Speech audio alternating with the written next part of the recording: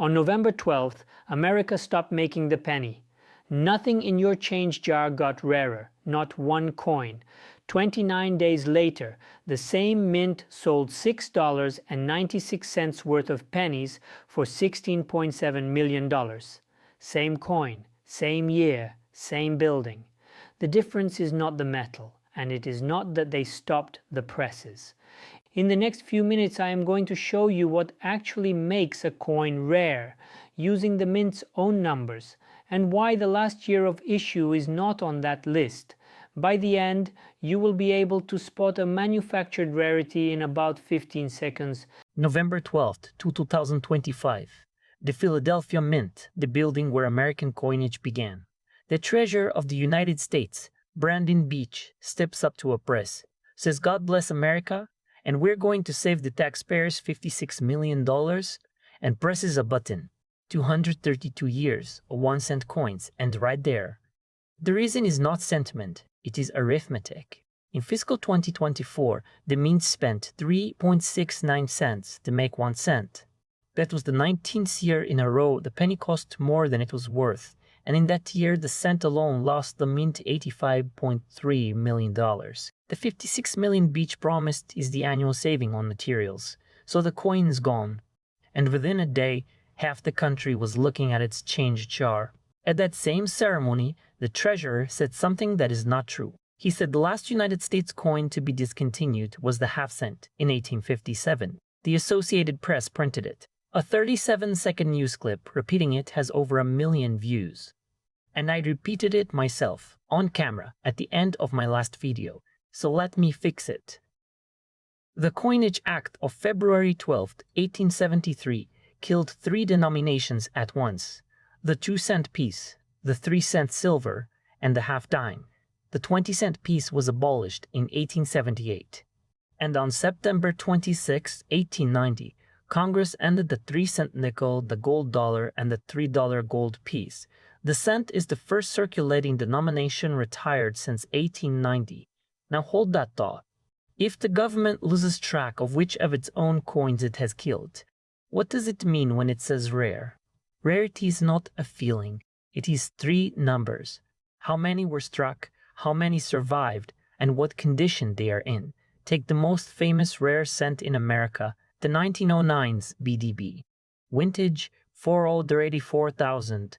Under 500,000 coins, and people have hunted them for 100 years. Now the 2025 cent. Philadelphia struck 655.2 million of them. Denver struck 645.2 million, 1.3 billion coins. And I will be straight with you, because this is the part the hype leaves out. That is a low year. 2024 was 3.2 billion, so 2025 is down almost 60%.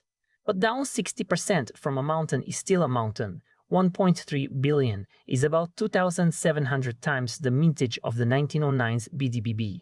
And those are only the new ones. The Treasury put the number of pennies already in circulation at about 114 billion. You'll see 250 billion quoted in the press, but the government's own figures 114, and either number gives you the same answer. When a CBS crew in Sacramento walked into a coin shop with a bag of pennies to find out whether the owner had got rich, the dealer told them most pennies are going to stay right around where they are currently. 260,000 people watched that clip to hear it, and nobody showed them a single number. So here is one. On November 12th, the supply of new cents dropped to 0, and the price of the 114 billion already out there did not move by a cent.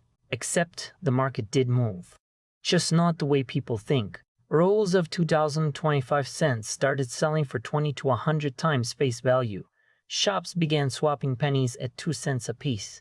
And then there's the copper argument. Cents made before 1982 are 95% copper, 3.11 grams of it. Copper is at an all-time high right now, $6.65 a pound, which puts the metal in one of those old pennies at about 4.3 cents, more than 4 times face. There is one problem with that plan. Melting or exporting cents and nickels has been a federal offense since 2006, and it still is. $10,000, 5 years, or both. So the premium is real, and it is being paid for the date, not for rarity, which leaves the question, what would it actually take to make a 2025 cent rare? The mint answered that itself, the same day, in the same building. Those ceremonial pennies were not ordinary pennies. Each one carries a tiny omega, the last letter of the Greek alphabet, as a privy mark. They exist in exactly 232 three-kind sets, one set for every year the denomination existed. Each set holds a Philadelphia cent, a Denver cent, and a cent struck in 99.99% gold, the first gold cent in the history of the United States Mint. The sets are numbered 1 through 232.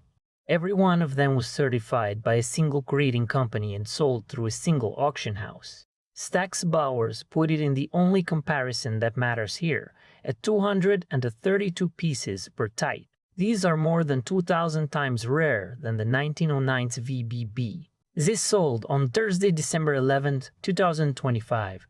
232 lots. $6.96 of face value in the room. The total was $16,764,564,500, which is an average of over $72,000 per set. Set number 1 opened the sale at $200,000, and the final lot, set number 232, brought $800,000. That set contained the last cent struck at each mint, the last gold one, and one thing more, the 3 pairs of original dies that struck the entire run, cancelled. Read that again. The buyer did not only get the coins, he got the tooling destroyed so that nobody can ever make another. That is not a coin sale. That is the sale of a closed door, and inside that one auction there is a second lesson, and it is worth $130,000.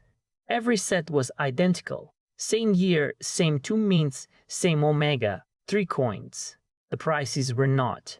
Set number 64 sold for $48,000, the lowest of the whole sale because it carried the lowest total grade. Set number 212, which happened to contain a Denver cent graded MS67, brought $180,000. Set 157, with another of the 3 MS67s, brought $130,000. Nothing separated those sets except a number written on a label by a grader in a room in California. Same coins, struck the same afternoon, and almost a 4-fold spread on somebody's opinion of how the surfaces look. If this had happened once, you would call it an occasion. It happened twice in 1 year. On September 12, 2025, 3 months before the pennies, the same mint sold through the same auction house. 7 Sacagawea dollars struck in 22-karat gold in the year 2000. Those coins flew aboard the Space Shuttle Columbia in July 1999, then sat in the bullion depository at Fort Knox for more than 2 decades. They brought between $360,000 and $550,000 each. The pattern is the same one, line for line, an ordinary design, a history nobody can duplicate, a tiny closed run, certification, 1 seller. Stax Bowers says the penny sale beat every auction it has ever held for the mint, including the 1933 Double Eagle at $7.5 million in 2002. So, back to the question from the top. What stands between 1 cent and $800,000? Not the metal. 2 of those 3 coins are the same plated zinc as the ones in your car door. Not the date. Not the fact that they stopped making them, because they stopped making all of them, all 1.3 billion. What stands there is the record. A mark, a number out of a closed count, a grade, a certificate, and 1 documented sale. 114 billion cents do not have that, and never will. And then came the ending nobody planned. In January 2026, shops ran short of pennies. The Federal Reserve, which had stopped taking penny deposits, announced on the 8th that it would start again, and on the 14th it did. A real, physical shortage of pennies, and the price still did not move. So here is your 15-second test. How many were made, how many survived, what condition they are in, and whether somebody closed the series, counted it, and wrote it down. The end of production is not on that list, and it never was. The mint proved that twice in 1 year, in public with receipts. And if you want the other half of this, there is a 1-cent coin that really is worth $204,000, the copper 1943. And I made a video about how you tell a real one from a fake. The short version, a magnet, will tell you what that coin is made of. It will not tell you what it is worth. That is the same lever you just watched move $800,000 on a coin with a face value of 1 cent. It is on screen now. And if you would rather learn this before you spend money on a coin than after, subscribe.